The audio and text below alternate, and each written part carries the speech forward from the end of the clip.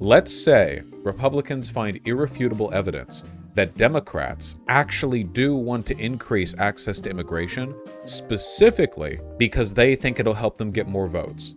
I don't care. Immigration's good. Stay mad. Maybe be less racist. Maybe be less Hey, you know, maybe that's how democracy works, huh? Maybe if you've got people in a country and they vote in that country and they don't vote for you, it's because you're not doing a good enough job convincing them to vote for you. That seems like a you problem, huh? Sorry.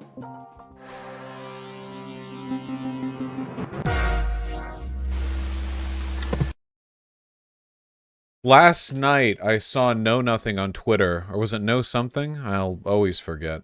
Posting about how Briahna Joy Gray, who, by the way, is now a proud, component of Rising. They really do cycle their guests in and out, don't they? Not guests, sorry, hosts. Well, anyway, they were talking about... Look, I'll just show the YouTube video title. The Great Replacement Theory. Is Tucker right? Briahna Joy Gray. Now that right there, that's a YouTube title that I, a professional, would want to have my name next to. You know? For all the shenanigans I get up to on this channel, I've never gone quite this far with the clickbait titling. Then with my full name next to it, you know.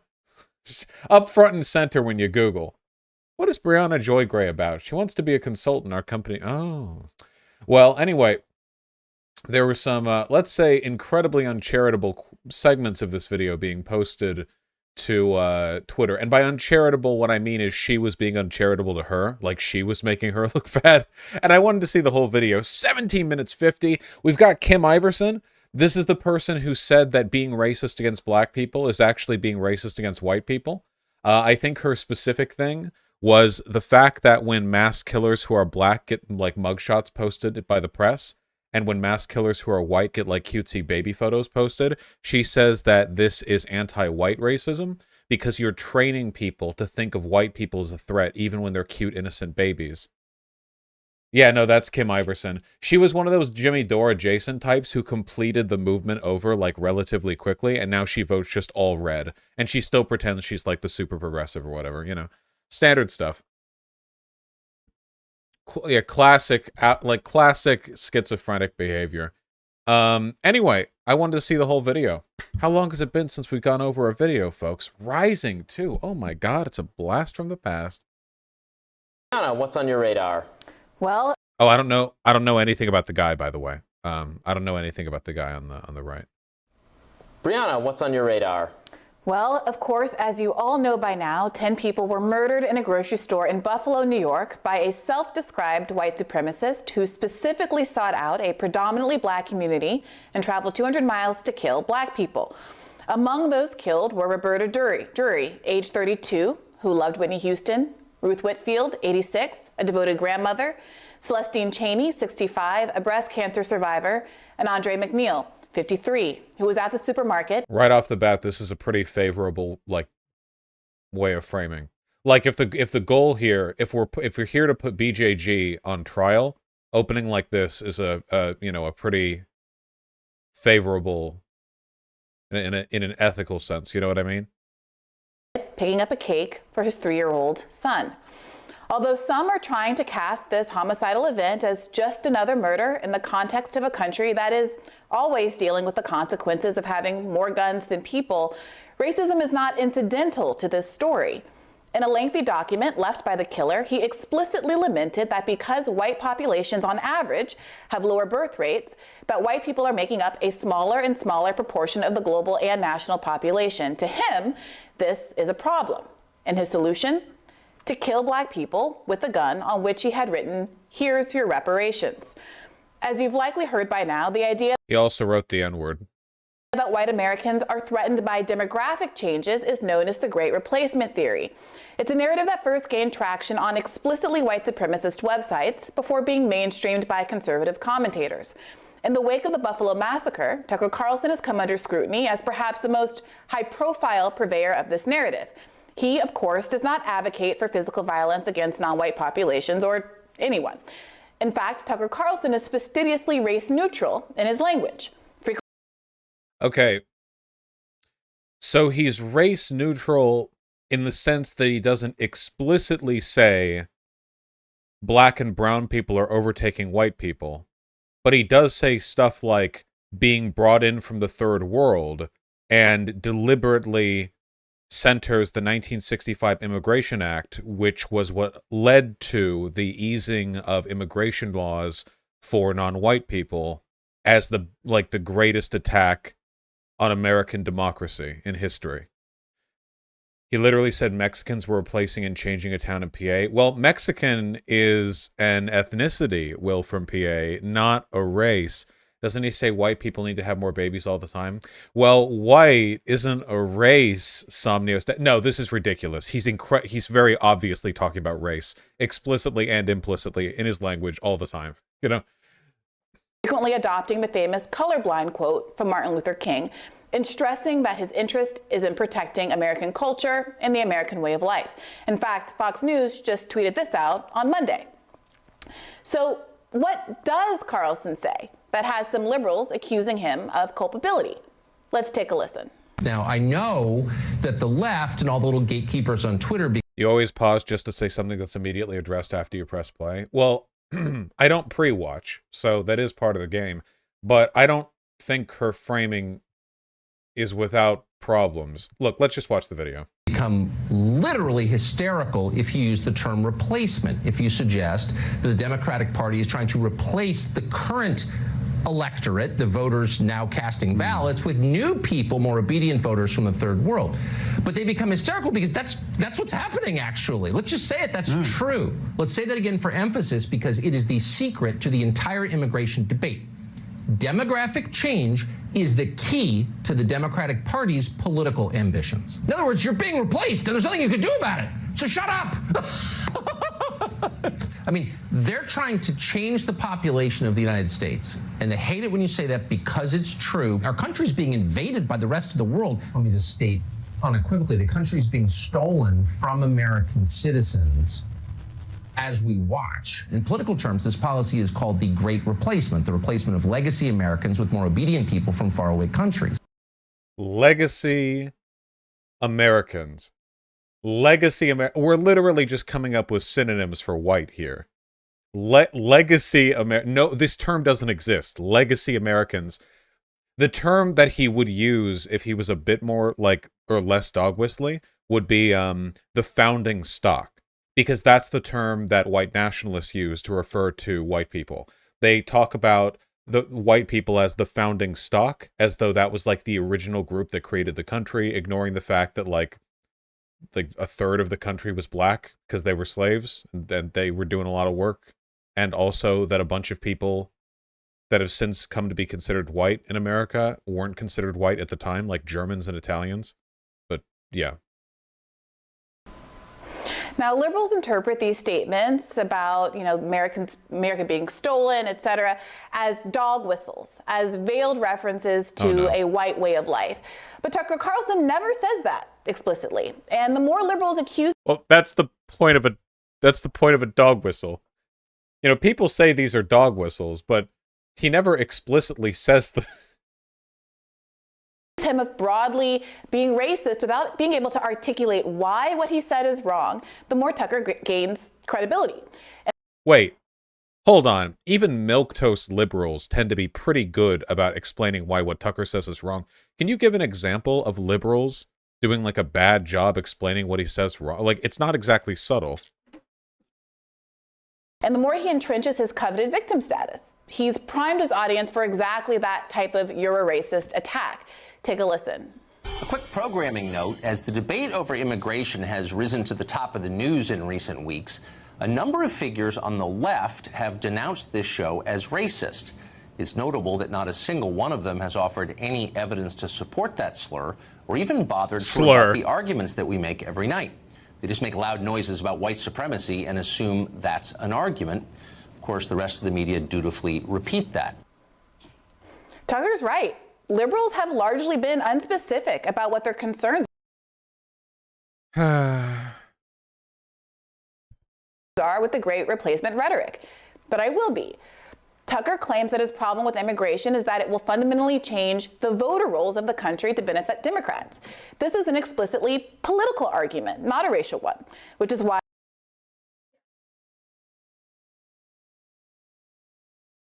Wait, how are racial arguments and political arguments separate First of all, how are they separate categories? How are they? They're not distinct. They're actually very overlapping categories. Second of all, where is the evidence of liberal? This like nebulous. Well, some people have criticized Tucker without doing a good job. Like, what does that even mean? Like, of the maybe millions of individual criticisms that have been made by all people ever of Tucker Carlson, I'm sure not all of them were spectacular. Like, what? What are we getting at here?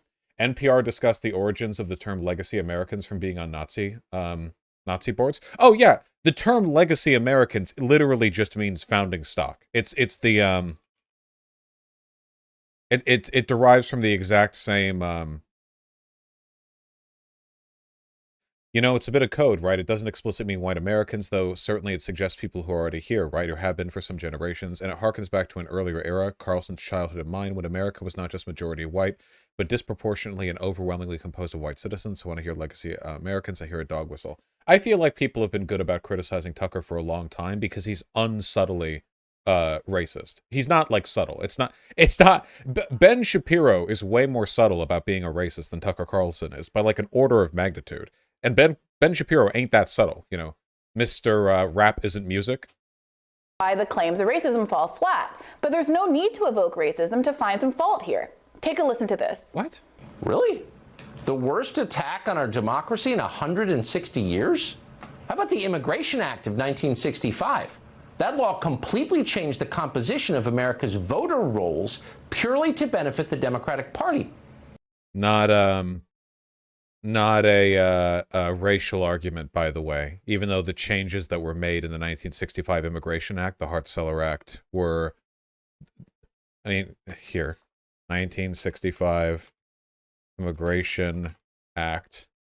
It's extremely complicated. However, the act removed de facto discrimination against South and Eastern Europeans, Asians, as well as other non-Western North European ethnic groups from American immigration policy. Like, that's the main thing that it's known for. Just a moment. America, percent population, white over time. And you can see that the Hart-Celler Act was not the most specific graph right here. But as you can see, this was the tipping point in terms of allowing non-white people. True sake. As you can see, this is largely what the 1965 Immigration Act is known for. So this is a racial argument. It was also civil rights stuff, right? Well, I mean, that played into it. It's very, very complicated stuff. Not even I understand it fully, but yeah, it's the main thing that racists today get mad at. That seems like kind of an assault on democracy, a permanent one. But no, that was a good thing because in the end it helped Joe Biden. So in that clip, Tucker Carlson argues that the immigration... You heard it here, folks. 55 years ago, they passed the Hart-Celler Act to get enough Mexicans in the country to vote for Joe Biden. Sorry, okay. It's just, yeah. Act of 1965 was the greatest attack on our democracy since the Civil War. So what was the Immigration Act of 1965? Well, it eliminated the national origins quota system. Before 1965, Southern and Eastern Europeans, Asians, and other non-Western European or Northern European groups were severely limited in their ability to immigrate to this country. The Immigration Act of 1965 undid earlier discriminatory immigration acts like the Chinese Exclusion Act that explicitly barred racial groups not on any type of merit-based system, but because they were considered to be from culturally or racially inferior countries. Now, the immigration system that Tucker speaks about nostalgically did get some big name approval from across the pond. One notable national leader said admiringly of our system, quote, "The American Union categorically refuses the immigration of physically unhealthy elements and simply excludes the immigration of certain races." End quote. It's a nice compliment, tarnished somewhat by the fact that it's a quote from Mein Kampf. Tucker expressly laments the end of an immigration system that established quotas based on the perceived unworthiness of not just non-whites, but Italians, Eastern Europeans, as well as Asians and Africans. Now, Italians and other European groups were considered white prior to the 20th century, but if you think their inclusion on this list makes the list not racist, that's perfectly fine. But it is reflective of a bias that has nothing to do with American ideals, whether these groups share American values or whether they make good citizens. And that's what Tucker says. So here's the problem, okay? Rising is a right-wing outfit. The issue right now, I don't think Briahna Joy Gray is like a Nazi or what. I don't. I do think that Briahna Joy Gray, like a lot of people circling the Nazbol drain, right now she's in a position where it's impossible to not criticize Tucker Carlson. But she doesn't have to put on the kid gloves, man, okay? She doesn't have to put on the gloves that her former podcast host have to put on when he was going on Discord, okay? She has to put on, like, the infant gloves. She's wearing, like, oven mitts with condoms stretched over them, with like bubble wrap like encircling them, and all that like baked into a giant marshmallow. Okay, like she has to go about this very lightly, because like most conservative groups, like this audience, the audience for Rising, they will like crazy if you ever accuse anyone of being racist. Like Tucker Carlson could be like lynching black people on his show, and BJG would be like, you know, you don't have to make this about race. There are plenty of reasons you can criticize what he's doing, like legal reasons. There's no due justice here. There's no like proper application of your constitutionally guaranteed rights. Liberals have often made complaints that this is racist without articulating why. They just point at it and say it's racist to lynch black people. They don't give good arguments. You know, you can, the point, I'm being a bit hyperbolic here, but the point that I'm getting at is the reason why she's like circling this drain is because she's trying to form the criticisms without triggering the portion of her audience that's going to like like crazy if an accusation of racism is made. Which is why we are where we are. Now, mind you, there are potentially benefits to framing things in this way. At this point, though, I think it's just destructive to discourse. You know, people like in my opinion, doing stuff like this, the only real outcome you get from it is essentially like whitewashing Tucker Carlson's racism. You know what I mean? Like that I think is the primary outcome. You know, you're not making racist moderates critical of Tucker Carlson. You're making conservatives more convinced that accusations of racism against Tucker Carlson are illegitimate. You know, that's just my opinion. But we'll let her continue. As he cares about the rights of American citizens and the preservation of an American way of life. In the earlier clip, he complained that Democrats were replacing old voters with new voters on the voter rolls. But I'm a little confused about that because all voters are American. Definitionally, only Americans can vote. So we have to ask what makes the new Americans inferior in his eyes to the old Americans. Why are legacy Americans more equal than non-legacy Americans? What makes someone who has worked hard and struggled through America's difficult immigration process, who has learned the presidents and state capitals and answers to questions that most native-born Americans probably can't answer, less worthy of participating in the society than someone whose family came in, let's say, the great immigration wave of the early 20th century? What is it about their character that makes them a bad fit? Now, Tucker is right about something. The Democrats have hoped that changing demographics will inure to their political benefit. Oh God, how can you build up the point that far but not fucking tip it over the edge right there? Are you really not gonna? Pundits like Steve Phillips, author of Brown is the New White, How the Demographic Revolution Has Created a New American Majority, have traipsed the political circuit for years making this argument. And I hate it. No. The difference here is that liberals are being honest. Liberals are saying the fact that more non-white people are immigrating and the fact that Republicans are more racist than Democrats means that immigrants are on average going to be favorable to Democrats in an electoral sense. That's honest. There's nothing conspiratorial about that. That's a very straightforward extrapolation. Tucker Carlson is arguing for a like eugenicist pre-1965 immigration era. He can't say what he wants to say because it would get him off the air. Explicitly, America is for white people. Non-white people shouldn't be allowed into America. But he can't say that directly. So instead he has to say, you know, the demographic changes, the voter rolls are different from the legacy America. You know, he has to go through all this dog whistling. But this isn't comparable. There's a difference between a descriptive, the increase to immigration will favor Democrats, and the prescriptive Republican dog whistling. The fact that they're doing that thus means that the fact that they're doing that thus means we should restrict non-white immigration. Also, SDL is right. Like the goddamn stream. What are you doing? Chat, what are you doing? Get real.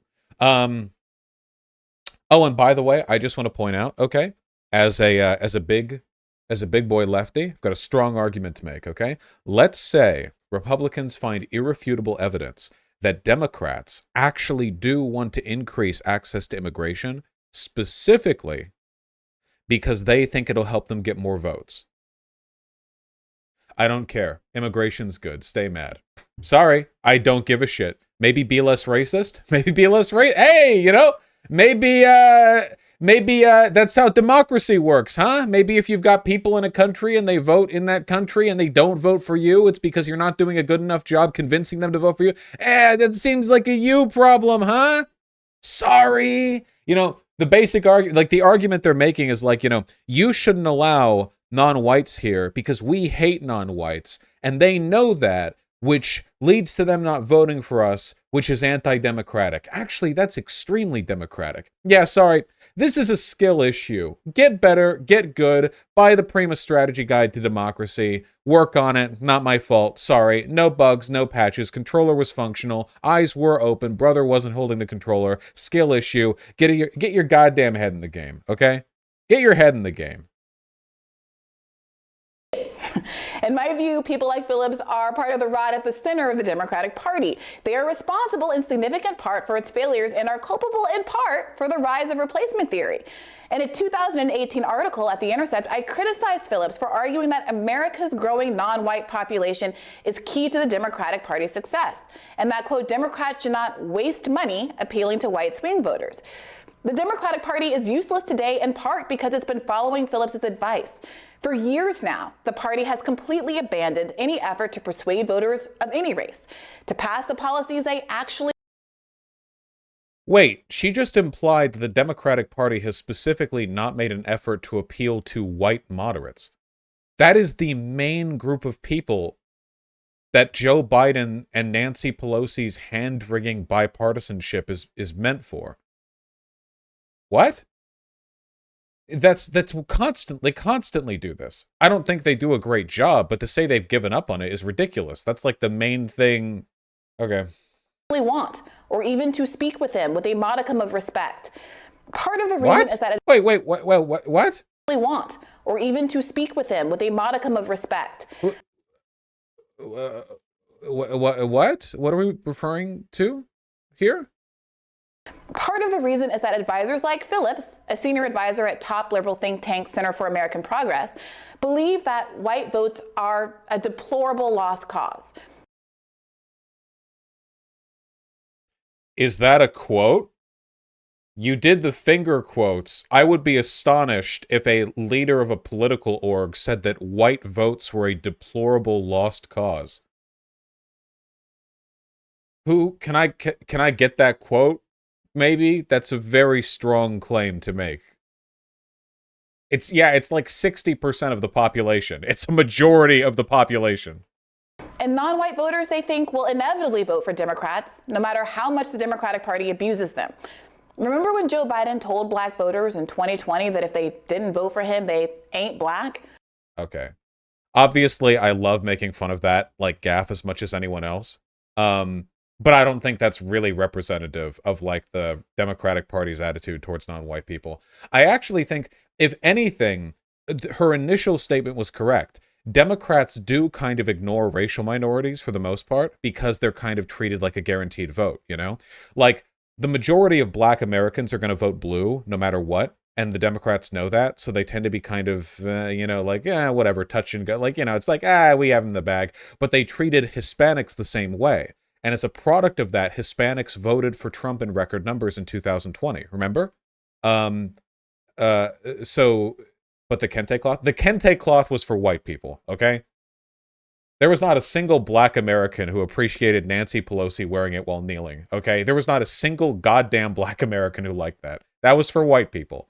That was for wine moms to tink their glasses together, you know? Anyway, I generally speaking, the voting strategy for the Democrats, like as an institution, seems to be limp-wristed, you know, jelly-spined attempts at bipartisan inclusivity. Basically treating minority votes for granted while insisting very unconvincingly that they're going to fix some real problems that people experience. And the Republican strategy is to convince everyone in the country that some specific minority group is responsible for the upcoming apocalypse. And that's basically what you have. Yeah, Gala, yeah. That was just the Democrats saying out loud what so many of them believe, that non-white votes belong to them. They don't need to be earned. I do think this is a fair criticism of the Democratic establishment, to an extent. Obviously, not the entirety of all Democrat politicians and strategists, but yeah, it's a pattern, you know. They were wrong. As I wrote back then, though much is made of the browning of America, the country is still 70% white, and electoral strategies that are wholly dismissive of that population set themselves at an unnecessary disadvantage. That's a different thing, Kazuno isn't. America's browning is largely attributed to the fact that Hispanics constitute the largest growing ethnic group in the country. Really? But a majority of Hispanics identify as white, and 1/3 continue to support Donald Trump. The irony is that Phillips's theory hasn't borne out. Democrats have so totally abandoned the working class, voters of all colors, that growing numbers of non-whites are looking for alternatives. So we're getting the standard bullshit again. Democrats, listen, both parties have abandoned the working class.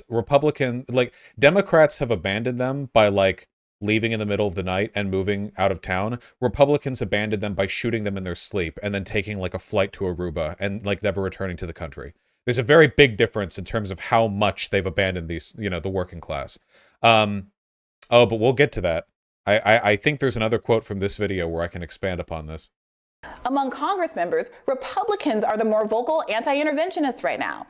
Marjorie Taylor Greene is out here outflanking squad members on the absurdity of giving aid to Ukraine while American babies starve. All right. And here we go. I didn't realize it would be the next sentence. This was from the quote. Yeah. Yep. So Marjorie Taylor Greene voted against federal money to help support the baby food shortage. Just yesterday, the squad voted for it. Right here. 192 Republicans vote against 28 million for baby formula shortage. And of course, Marjorie Taylor Greene was on that list. Guys, when Republicans say something like, listen, guys, when conservatives say something like, we can't give money to X cause, what about all the poor, needy people in our country? They're lying. They don't care. They have never, ever cared. They don't care. They don't. Why would you buy this? Can you believe that Briahna Joy Gray would have been Bernie Sanders' press secretary? That was the job that she would have had if Bernie Sanders had won. Can you believe that? I still can't, to be honest with you. Marjorie Taylor Greene voted no on spending money for baby formula because Marjorie Taylor Greene is in favor of babies dying in America because she is, what is she, folks? We've talked about this, evil. She is a demon wearing human flesh, and she takes personal pleasure from the thought of babies dying. That's it. It's that simple, you know? People are trying to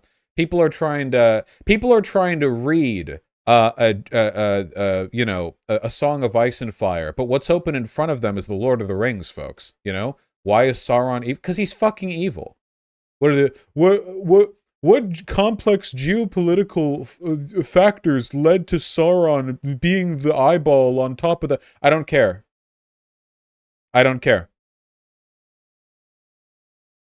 Who are the orcs this time? I have to say, voting against giving food to starving infants is like a childishly, cartoonishly, simplistic understanding of what an evil person might do. And by the way, you know what the amount was? The amount was like 20 million.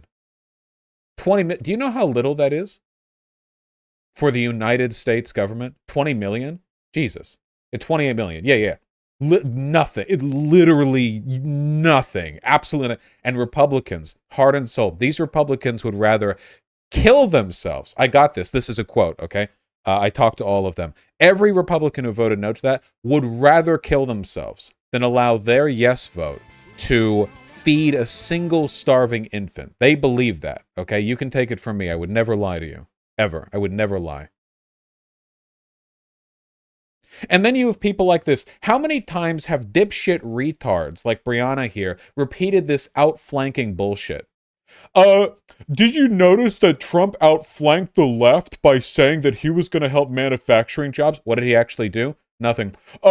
Did you notice that Republicans are outflanking the left when they proposed greater check sizes for COVID relief? What did they actually get done? Nothing.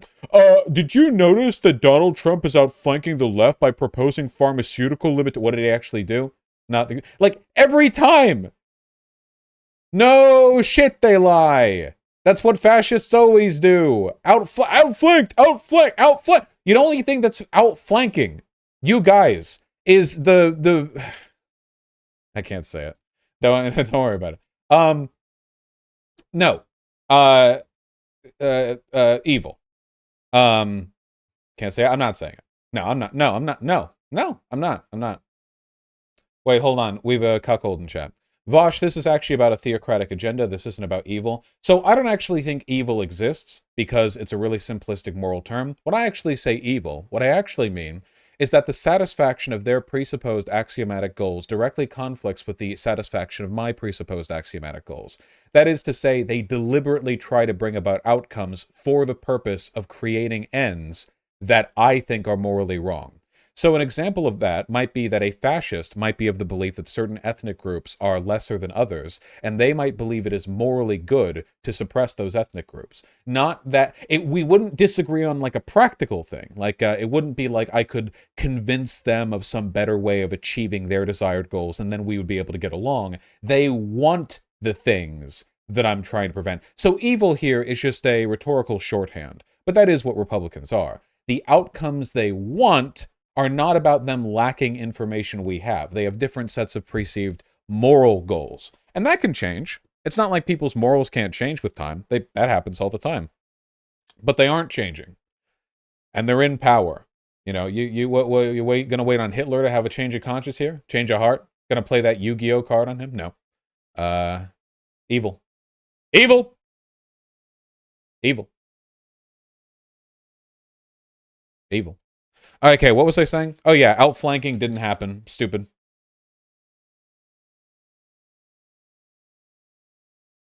And Latinos are an important part of the Republican base. Now, this Vosh, maybe instead of saying evil, you could say something with more of that nuance. Nope, get with the program. I am literally a sociology major. I talk about sociology all the time. There's nothing wrong with applying a little bit of shorthand. Also, I'm sorry, if your toes curl at the idea of people being called evil when they do things to hurt other people. I mean, what do you want? Like what? Like if there was some mass shooter that killed a bunch of women, like Elliot Rodgers, the guy in fucking Buffalo, and I'm like, wow, that's what an evil piece of shit. Are you going to be like, well, technically everyone's behavior is a product of the sociological circumstances which led to the formation of their beliefs and values. Work with me. Evil. You can talk about that. It's not like I'm saying you can't talk about it, but shorthand is necessary.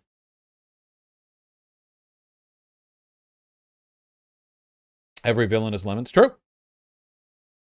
reality undermines Tucker's argument. Although he's right that Democrats hoped immigration changes would help them politically, they haven't.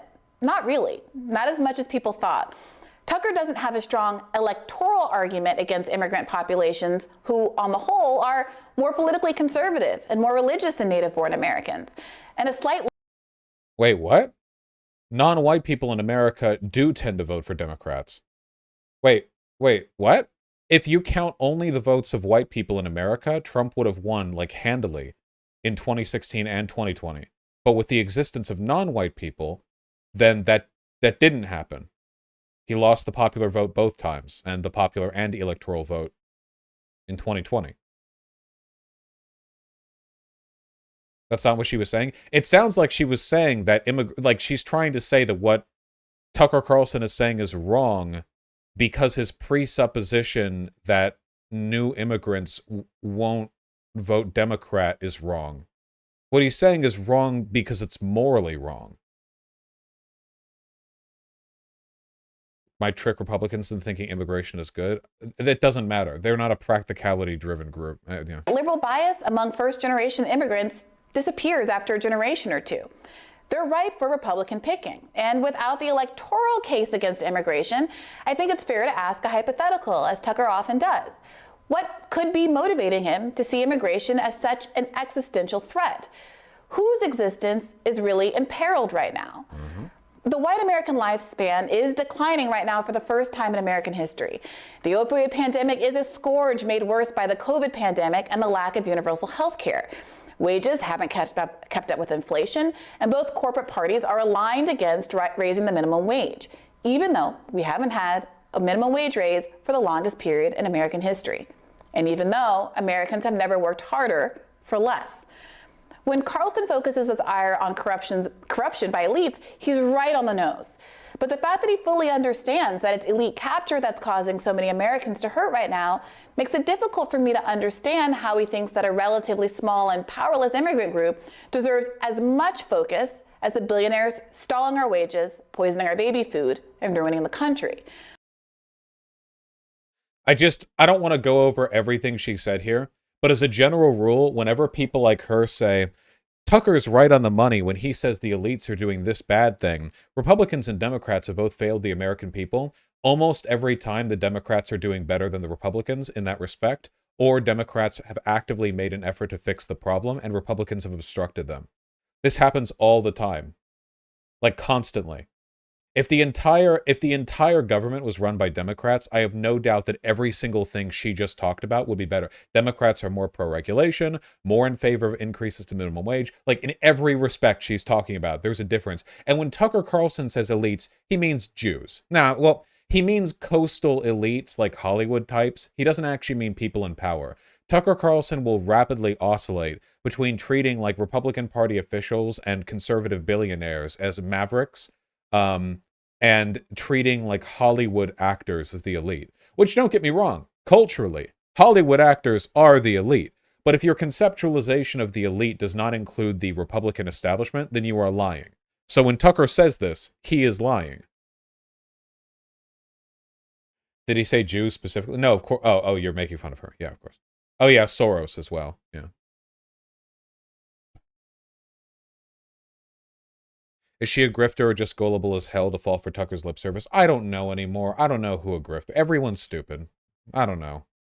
And focusing on small, powerless individuals rather than big corporations in control is dangerous. Literally. We need to be clear about what people like the Buffalo shooter are talking about when he talks about the Great Replacement.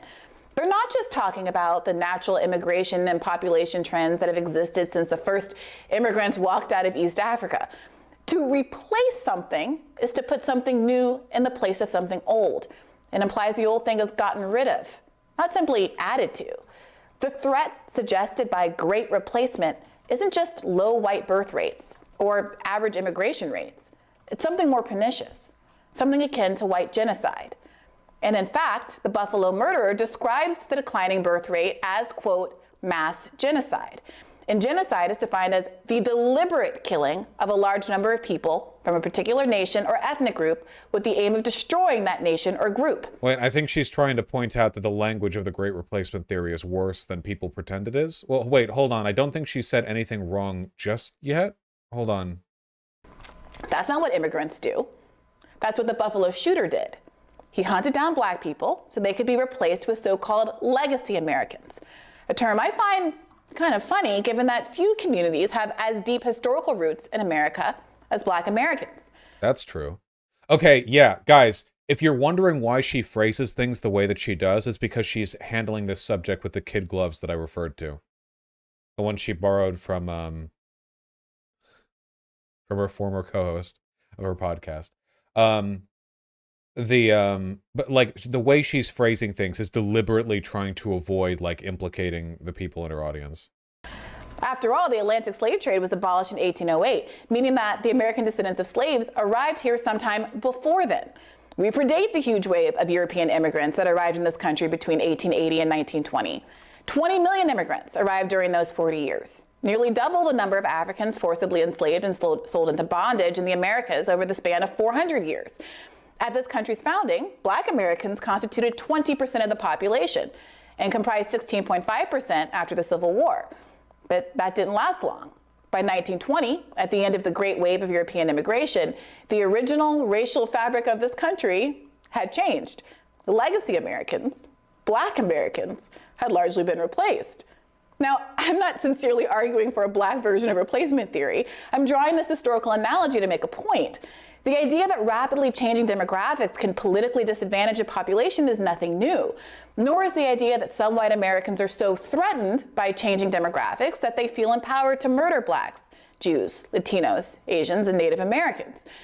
Elites in this country have always understood that the best way to distract the public from their looting of wages and public wealth is to pit people against each other.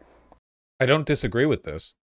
I don't think that her hypothetical framing here would work in a debate with a racist, because racist people think that America is fundamentally a white country. Like, a racist doesn't think that it's bad to change demographics. They think it's bad to put non-white people in a white country.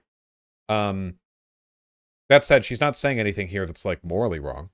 To divide them up by their differences. Mainstream news pundits on both Fox and MSNBC would like to use racial strife as a deflection from core economic issues that hurt working people of all ethnic and national origins. That's why it's less important to focus on whether Tucker can be blamed for what happened in Buffalo and focus more on why there has been a proliferation of hateful rhetoric that makes working Americans see other powerless Americans as the source of their troubles. So much so that some folks resort to murder. We can't let this discourse replace important conversations about how we make this country live up to its ideals for all Americans together. And so that was a complete waste of time. Listen, there is the reason people buy into Tucker's rhetoric is because they are racist. And the only way to contradict that narrative is to counter racism. The only thing you do by talking around every other element of the argument, which there is none, by the way. Tucker's argument is exclusively racist. There is essentially nothing else. But you're trying to pull attention and blame. Yeah, pull attention and blame away from the actual focal point of the issue, turning the Great Replacement Theory discourse and people who have fallen for it not into racists who want to keep America white, but rather into people who don't understand the danger of being concerned with demographic change. It's because they're racist, and they know what they're doing as well. Certainly Tucker does, you know. The average dupe who's fallen for the rhetoric might not fully understand the extent of the harm that's being suggested, but they are still, at the very least, susceptible to racist propaganda.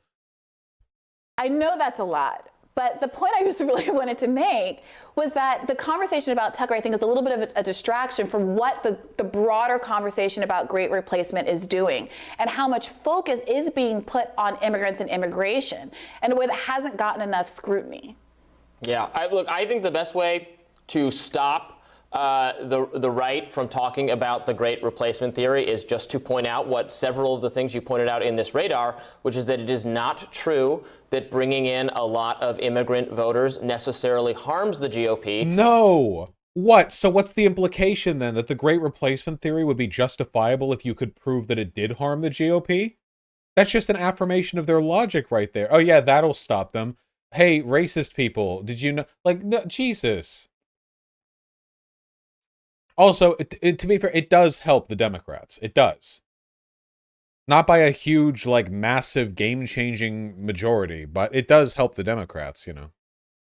As you pointed out, a lot of Hispanic voters, actually, especially second generation, end up having conservative views. The Republican Party is recasting itself as a party for working class people, not just for... Yeah, the argument here is literally, like, you need to convince Republicans that non-white people will vote for them so that they don't enact white supremacist voter, like, immigration changes to keep non-whites out. Like, how fucked is that premise? Like, hey, don't fight against the racism. Just explain to them that their racism isn't going to be practical unless there are changes to the voting patterns of non-white people, in which case then they would be fully morally justified in keeping non-white people out. For white working class people, but for working class people, and it is gaining regard among a lot of categories of workers and ethnic groups. And Trump did really well in southern Texas, in Florida with specific immigrant. Yeah, okay, this is literally just like a Trump stooge. This is like a Sauger type, like, yeah, the Republican Party is now the party of the working class people, yeah. Groups. You know, the most hostile people to the GOP agenda are affluent white people in this country. So legacy Americans. Right. So that's true. And Tucker knows that.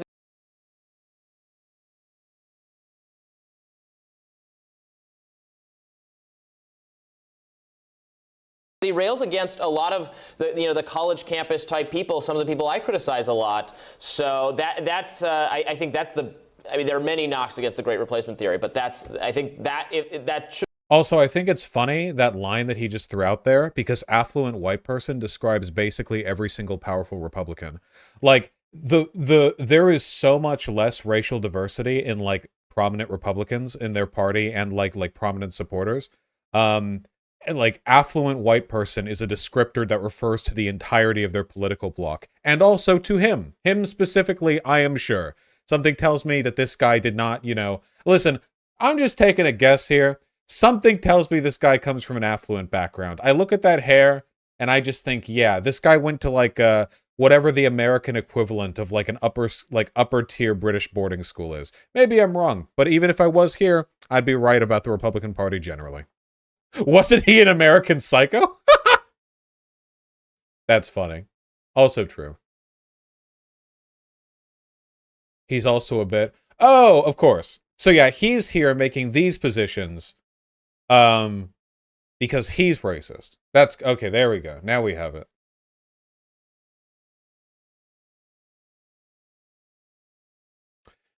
We don't actually know racism was a motivating factor in the unjust killing of George Floyd. So this is a statement that is true at the face of it, but misses the point. It's a bad faith statement, essentially. So there were two people. So the only people who could know whether or not racism was a motivating factor in the killing of George Floyd, that would be the cop who killed him. That's the only person who would know, because it's in your head. So the statement, the question isn't whether or not we know it was a motivating factor. And God, yes, sorry, God and that guy. The real question is, to what extent was it unjust, and does racism play a factor in the disproportionate killing of unarmed blah blah blah,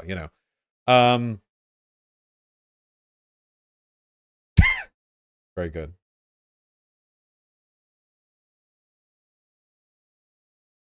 Should be the one that hopefully would persuade the GOP that it can win with immigrants. It's doing it. It's doing it. Well, I think immigration... BJG, Jesus! No, just because something like, 28% of Hispanics voted for Trump in 2020 does not mean that all of a sudden non-white people have all swapped to the Republican. Hold on. Hispanic votes 2020. Now, U.S. Latinos voted in the 2020. Right down to the 2020 Latino vote. Where's the broad numbers? Hold on. Yeah, 66% for Democrat, 32% for Republicans. So literally a 2-to-1 split in favor of Biden in the national vote from people who identified as Latino. Not as good as we should do, but... is always just going to be a hot button political topic. So I don't know if there's any getting rid of it, if there's any getting rid of railing against it. Oh, we're always going to be talking about whether or not to allow non-whites into the country. Whatever, can't do much about it, can't do... Jesus Christ! One group is going to rail against it, or the other group is going to, because they view it as, as being used as a way, not to use the term great replacement, but certainly they see it as a threat, as a political threat, saying, well, this the other political party is trying to import in people that are aligned with them. And I think that argument is as old as time. I don't think that is new to Tucker Carlson or new to the climate that we're in right now politically. And if it weren't immigration, it would be something else. And it is other things, right? I mean, we're seeing constantly that we're literally talking about banning non-white people from entering America, and this is Kim Iverson, legendary progressives' response. Well, this trio of very pro-working class, this literally everyone here is just playing defense for Tucker in different ways, you know? The white guy on the right is like, yeah, well, it doesn't matter because, you know, great red wave 2024, non-whites love Trump. BJG is like, listen, this doesn't have to be a race thing. It doesn't have to be a race thing. Keeping non-white people out of America doesn't have to be a race thing. And Kim Iverson's like, people have always been saying don't discriminate based on race. These whiners, you know. Three different facets of the angle. You know, we're really getting a diverse range, covering all the bases. Jesus Christ. Totally fine. Totally fine. This pointing the finger, as you mentioned, Briahna, not focusing on the real issues that are causing the strife in middle-class America, the stuff that's actually harming the ability to buy homes and go on family vacations once a year, you know, the good, to live the American dream, the stuff that's attacking that, you know, we're not focusing on that at all. Instead, we're doing a lot of finger pointing, and it's either it's immigrants or it's going to be you know, woke liberals and trying to get rid of police officers, or what the fuck? Wait, wasn't she a progressive? Woke liberals trying to defund the police? That's the holy shit. Listen, she's like, she completed the like Nosbol Vortex half-life really quickly. Like, she did the I'm actually the most progressive to I'm basically just like an open fascist in a very short length of time, you know. Yeah, you know, you've got people trying to keep America a white country. You've got people trying to reform the police. We've got crazies on all sides. We have to focus on what matters, which is electing pro-working class, union-supporting presidents like Donald Trump. Or it's going to be, you know, the critical race theory, or it's Nazis and everybody's a right-winger. You know, there's always some sort of finger pointing and blaming, and most of it is unproductive. But I don't think we're going to get rid of the immigration debate in this country. I think it's just a debate that's been as old as time, and it's been around forever, and I don't see it going anywhere anytime soon, unfortunately. Can you imagine saying this and having this conversation literally the day after a mass shooter killed 10 black people, but because of the Great Replacement Theory? Like, literally the last day, a bunch of people in a supermarket got gunned down by a person motivated by this theory, and she's like, people are always going to be talking about the like, how is this an acceptable response to any problem in the country? People are always going to be debating the minimum wage. So keep debating it. What? The subject of how much public education should be accessible to poor people has been around for thousands of years. Why bother? Yeah, keep bothering. Keep discussing it forever. Never stop. You know, God. Yeah, liberals talk about their own version of Great Replacement Theory, so they don't have to talk about the real What? issues, and Republicans are happy to talk about this kind of culture. What liberal Great Replacement Theory are they talking about? Where are liberals talking about preventing a racial group? How do liberals talk about preventing white people from entering the country? That would be the actual like horseshoe theory, both sides do the same thing argument. If liberals were saying we need to keep white people from entering America in order to keep the demographics more non-white. That's not happening, though, as much as Nazis claim that's happening. That's not happening. So where's this horseshoe theory argument coming from? Words, not how to talk about the real issues. And I'd love for everyone just to wake up and not be so seduced by it. Thank you guys both for your engagement there. But next up, Project Veritas is out with a new leaked video of a Twitter. We need to stop focusing on drama and partisan bickering and focusing on the real issues. Next sentence. Next up, Project Veritas is finally, they're not lying this time, guys. I know they were caught lying that last 58 times, but this time they're not lying. This is a real, holy shit. Oh my fucking god. She was going to be Bernie's press secretary. Oh my fucking god. I suppose we should count our lucky stars. She's not working with Alex Jones or something. Jesus Christ. We gotta watch more of her, what the fuck? Yeah, I want to get her on for a conversation. She never would, though. 0% chance. What's worse, breaking points or rising? Guys, rising is definitely worse than breaking points. 100. This lineup that we have right... I unironically think that if you added Crystal and Sagar to this panel to make it 5 instead of 3, they actually would have pulled it left, both of them. I actually feel like Sagar would have said something comparatively reasonable. Maybe just because he's smarter than these three? You could get Virgil's girlfriend on stream, though? Yeah, but I'd have to ask her dad first.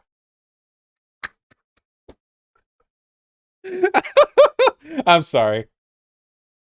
I really feel you can rag on Virgil forever because like he fled. Who does that, by the way? Maybe that's the best move. Maybe if you're, because this happens in YouTube all the time, you know, maybe if you're some YouTuber and people accuse you, hey, are you like grooming 16-year-old girls? You're just like, nope, and you just disappear forever. Is that like the optimal move? Did he find out the did he even say nope? Did he ever even deny it? I think he just disappeared. Like, as soon as it happened, like, nothing was said. He said nothing. That is insane. That is really, really funny. That is so fucking funny. A tale of two presidential intern picks. Oh, yeah, guys, remember the comment about liberals being affluent white people? Here are the White House interns for Barack Obama's presidential administration, and here are the interns for Donald Trump's administration. That's right. That's real. I remember this. Yeah. There you go. My eyes! Yeah.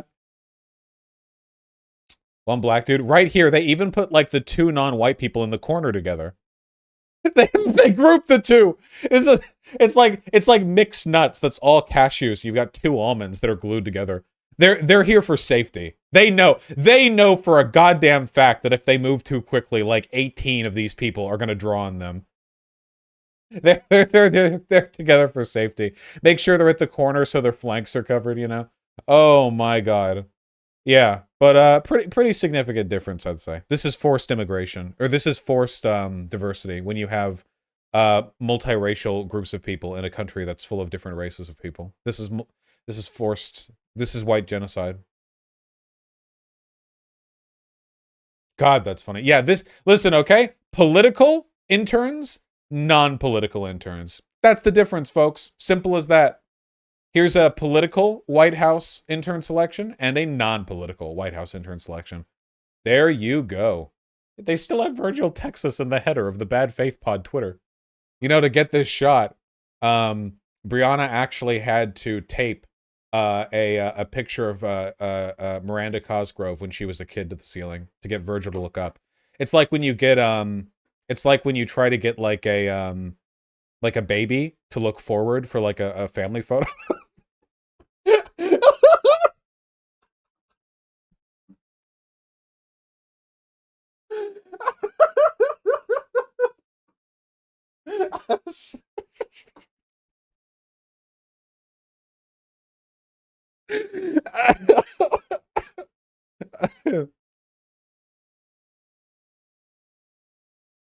Okay, I'm sorry.